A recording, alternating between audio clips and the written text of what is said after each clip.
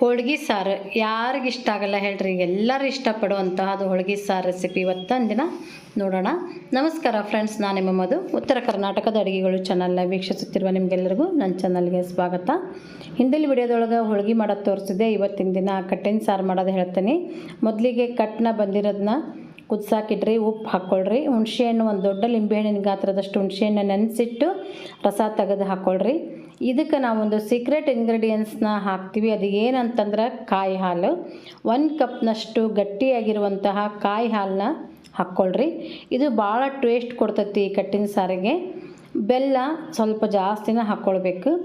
ಇಲ್ಲ ಅಂತಂದ್ರೆ ನೀವು ಹೂರಣನೂ ಹಾಕ್ಕೊಳ್ಬೋದು. ರುಬ್ಬಿರ್ತೀವಲ್ಲ ಹೂರಣ, ಹೋಳ್ಗೆ ಇದು ಮಾಡೋಕೆ ಅದನ್ನೂ ಹಾಕ್ಕೊಬೋದು. ಉಪ್ಪು, ಬೆಲ್ಲ ಮತ್ತು 1 ಚಮಚದಷ್ಟು ಸಾಂಬಾರು ಪುಡಿ, ಒಂದು 3/4 ಚಮಚದಷ್ಟು ಅಚ್ಚ ಖಾರದ ಪುಡಿ ಹಾಕಿ ಕುದಿಯೋದಕ್ಕೆ ಬಿಡ್ತೀನಿ. ಪಳ ಅಂತ ಕುದಿಬೇಕಿದು.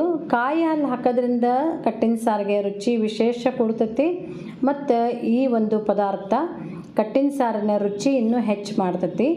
ನಾನು ಈಗಾಗಲೇ ಭಾಳಷ್ಟು ಥರದ್ದು ಕಟ್ಟಿನ ಸಾರು ರೆಸಿಪಿ ತೋರಿಸ್ತೀನಿ. ನಮ್ಮ ಉತ್ತರ ಕರ್ನಾಟಕ ಭಾಗದಲ್ಲಿ ಮಾಡುವಂಥ ಕಟ್ಟಿನ ಸಾರು, ಆಮೇಲೆ ದಾವಣಗೆರೆ ಸೈಡ್ ಮಾಡುವಂತಹ ಮಸಾಲೆ ಪದಾರ್ಥಗಳನ್ನ ಹುರಿದು ಮಾಡುವಂತಹ ಕಟ್ಟಿನ ಸಾರು ತೋರಿಸ್ತೀನಿ.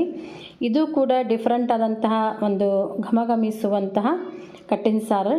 ಟ್ರೈ ಮಾಡಿ ನೋಡಿರಿ. ಈ ಯುಗಾದಿ ಹಬ್ಬಕ್ಕೆ ವಿಶೇಷವಾದಂತಹ ಈ ಸಾರು ರೆಸಿಪಿನ ಪಳ ಅಂತ ಕುದಿಯಾಕತ್ತೈತಿ. ಇದಕ್ಕೊಂದು ಸಿಂಪಲ್ಲಾಗಿ ಒಗ್ಗರಣೆ ಹಾಕ್ಕೊಳ್ಬೇಕಾಗ್ತೈತಿ. ಬಹಳ ಸಿಂಪಲ್ಲಾಗಿ, ಜಾಸ್ತಿ ಏನು ಪದಾರ್ಥ ಇಲ್ಲ ಇದಕ್ಕೆ. 1-2 ಚಮಚದಷ್ಟು ಎಣ್ಣೆ ಕಾಯಕ್ಕಿಟ್ಟು ಜೀರಿಗೆ, ಸಾಸಿವೆ, ಕರಿಬೇವು, ಕೊತ್ತಂಬರಿ, ಒಂದು ಸ್ವಲ್ಪ ಹಿಂಗೆ ಹಾಕಿ ಒಗ್ಗರಣೆ ಮಾಡ್ಕೊಳ್ರಿ. ಘಮ ಅಂತತ್ ನೋಡ್ರಿ ಈ ಸಾರು. ಕಟ್ಟಿನ ಸಾರು ಅಂತೂ ಅನ್ನದ ಜೊತೆ ಮಸ್ತ್ ರುಚಿ ಅನಿಸುತ್ತೆ. ಮ್ಯಾಲೆ ಒಂದು ಸ್ವಲ್ಪ ತುಪ್ಪ ಹಾಕ್ಕೊಂಡು ತಿಂದ್ರೆ ಅಂತ ಇನ್ನೂ ರುಚಿ ಜಾಸ್ತಿ. ಕಟ್ಟಿನ ಸಾರು ಎಲ್ಲರೂ ಆಲ್ಮೋಸ್ಟ್ ಇಷ್ಟಪಡ್ತಾರೆ. ಒಬ್ಬೊಬ್ಬರು ಒಂದೊಂದು ರೀತಿ ಮಾಡ್ತಾರೆ. ನಾನು ಇವತ್ತಿನ ತೋರಿಸಿರುವಂಥ ಈ ಡಿಫ್ರೆಂಟ್ ಆದಂತಹ ರೆಸಿಪಿ ನಿಮಗೂ ಇಷ್ಟ ಆಗೈತೆ ಅಂತ ಅಂದ್ಕೊಂಡೀನಿ. ಹಂಗೆ ನಿಮ್ಮ ಫ್ರೆಂಡ್ಸ್ಗೆಲ್ಲ ವಿಡಿಯೋನ ಶೇರ್ ಮಾಡಿರಿ. ಹೊಸದಾಗಿ ನನ್ನ ಚಾನಲ್ನ ನೋಡೋರು ಪ್ಲೀಸ್ ನನ್ನ ಚಾನಲ್ನ ಸಬ್ಸ್ಕ್ರೈಬ್ ಮಾಡ್ಕೊಂಡು ವಿಡಿಯೋನ ನೋಡಿರಿ.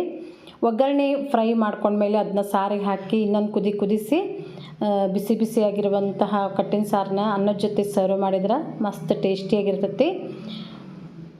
ನೀವು ಟ್ರೈ ಮಾಡಿರಿ. ವಿಡಿಯೋ ನೋಡಿದ ಎಲ್ಲರಿಗೂ ನಮಸ್ಕಾರ, ಧನ್ಯವಾದಗಳು.